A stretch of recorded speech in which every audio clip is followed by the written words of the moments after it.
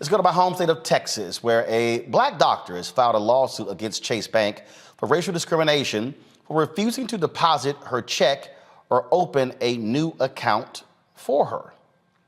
Dr. Malika Mitchell Stewart wanted to deposit a $16,000 check from her employer associates at the bank, and they began to question her age, her occupation, and the check's validity, ultimately denying her service.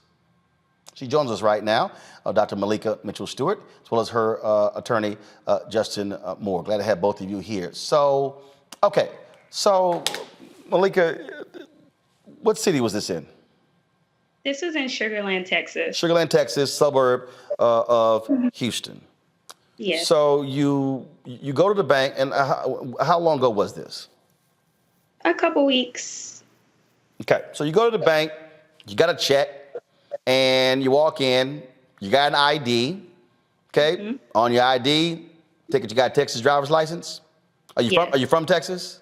Yes, born and raised, Houston, Texas. Cool. So you got a Texas driver's license, which has your date of birth on it, which has all of your information. You go to the counter, and what happens? So what happened was I signed up to be seated with a specialist who can help me open an account. They call my name back. I go down and sit with her at her desk. I tell her that I want to deposit this check into a new bank account with you all. And she takes my check, and then she looks at me and then starts looking at the check and just starts to ask me questions like, what do I do for a living?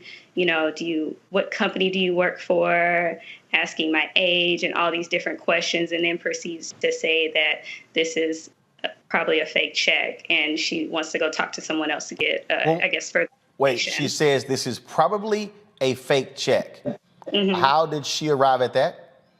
I don't know, and that's why I was asking all the questions, and that's when she went to go get someone who I assumed was the bank manager to come talk to me as well, but actually was just a lead teller that also came and talked to me, and they just said that it looks like a fraudulent check, and we're not going to let you open a bank account, and we're not going to let you deposit this check. Okay. Now, first of all, were both of these folks white? What were they? Mm-hmm. So one was white and one was Indian. Okay. Now, first of all, last time I even looked at a physical check, been a long time. I don't even write checks anymore. But checks have routing numbers on them. Mm-hmm. Check, you had the name of the company. If they actually questioned the check, they could have actually called the company and says, hi, I'm so-and-so. Dr. Stewart says she works with you. We just want to verify employment. They could have actually done that. They didn't do any of that. They did none of that. They just said, I feel uncomfortable, and we're not going any further. All right. Did the bank manager ever come over? No, she wasn't even there that day. Okay. Was there an assistant bank manager? No, I was under the assumption that she was the bank manager. Okay. So, all right. So so when did they start asking you all these other questions, your age and other things like that?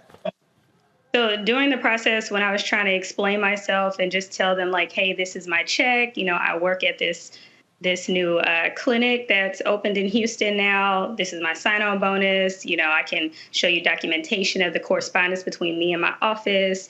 Whatever information you need, I showed them a business card. I was just trying to give them all the information they needed. I thought they would need to just believe me and believe the validity of the check. So I tried my best to give them as much information, but they still just kept saying, we feel uncomfortable and we're not going to deposit the check or open a bank account for you. So here's a statement the bank sent. Pull it up, please. We take this matter very seriously and are investigating the situation. We have reached out to Dr. Mitchell Stewart to better understand what happened and apologize for her experience. Justin, have y'all heard from them? We've heard from their attorneys, and it's been a direct response from the lawsuit being filed. With them responding to the lawsuit, they have expressed some regret as to what happened. But we have to realize that Dr. Mitchell Stewart filed a complaint at the bank a week after this incident occurred. So the incident occurred December 18th of 2021. She filed a complaint December 27th of 2021. she waited almost 30 days and she hasn't heard anything from the bank until this case started to go viral on social media. And after the case, began to go viral, that's when the bank started to send out overtures about some sort of apology. So we believe if there was an apology, which the bank has profusely apologized to multiple media outlets in response to media requests, we believe that, those apologies are only coming from the fact that this story has gotten a lot of attention. And, they basically shirked their responsibility to respond to the complaint that she filed. And they lost out on their opportunity to apologize then throughout that complaint process. The thing that's really interesting here, Dr. Stewart, is they can deposit the check and they can place a hold on your account, no activities whatsoever, for 5 or 10 days to see if the check clears. That's exactly my sentiment. I tried to ask them, is there a way that you can deposit the check, hold the funds? I won't touch any of the money. I won't use a card. You can keep the debit card that you give me if you want to. Regardless, they're mailed out to you, so I wouldn't have had it for a few days anyway. But I wouldn't have touched the funds until they were fully verified, and they weren't hearing that either. This is, Justin, Chase has had a lot of issues before when it comes to black folks. They've had employees file racial discrimination lawsuits against them. They've had other examples like this. I remember a story of a brother in, I think it was Arizona, who they were trying to steer him away from, I think it was a former athlete, who had several $100,000 they wanted to invest, and they gave him a hell of a time as well. And so, and they've got their diversity and equity and inclusion programs and, things along those lines.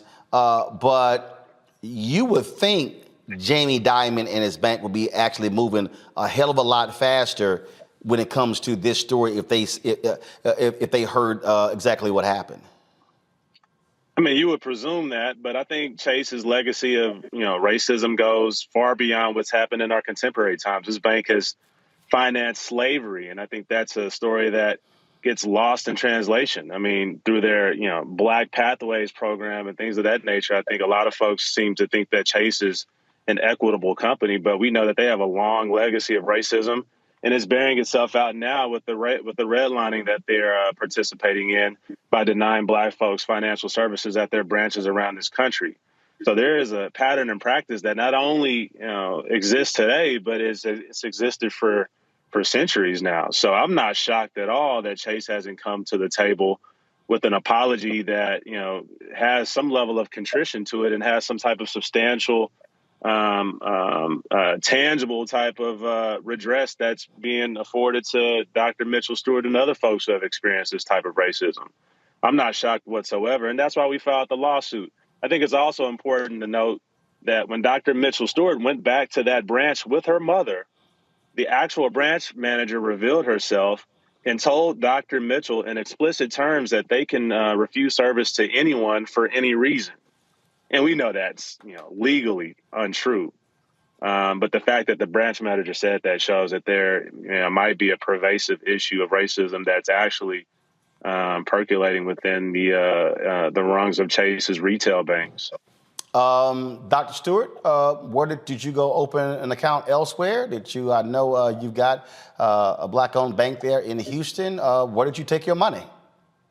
So, I had a previous account, so I had to end up just using my other bank account that I did have. A previous account with Chase or another bank? No, with another bank. I never had a bank account at Chase. I was trying to open a bank account at Chase. They're a well-known bank. They have multiple locations, easy access. That's what I was trying to do, but that didn't work out. Gotcha. Well, look, keep us up to date on this story and what happens next. And we'll also reach out to JP Morgan Chase.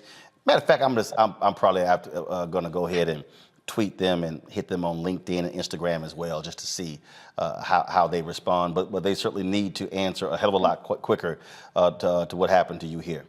We appreciate you, Dr. Stewart, and Justin Moore as well. Thank you for having us. Thank you. Thanks a bunch. Back to our Roland Mark Unfiltered video in just one moment.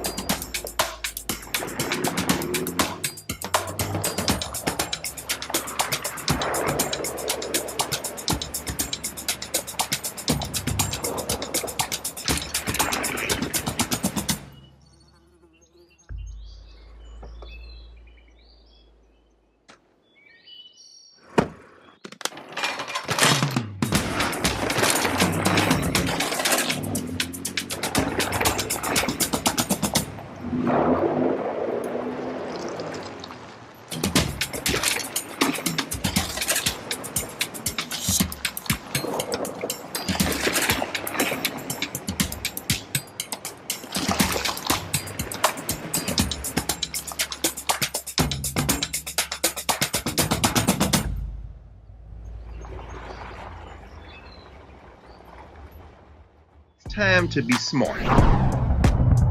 Roland Martin's doing this every day. Oh, no punches! Thank you, Roland Martin, for always giving voice to the issues. Look for Roland Martin in the whirlwind, to quote Marcus Garvey again. The video looks phenomenal, so I'm really excited to see it on my big screen. Support this man, Black Media. He makes sure that our stories are told. See, this difference between Black Star Network and Black-owned media and something like CNN. I got to defer to the brilliance of Dr. Carr and to the brilliance of the Black Star Network. I am rolling with Roland all the way. Honored to be on a show that you own. A black man owns the show. Folks, Black Star Network is here. I'm real revolutionary right now. Roland was amazing on there. Stay black. I love y'all. I can't commend you enough about this platform that you've created for us to be able to share who we are, what we're doing in the world, and the impact that we're having. Let's be smart. Bring your eyeballs home. You can't be Black-owned media and be scared. You dig?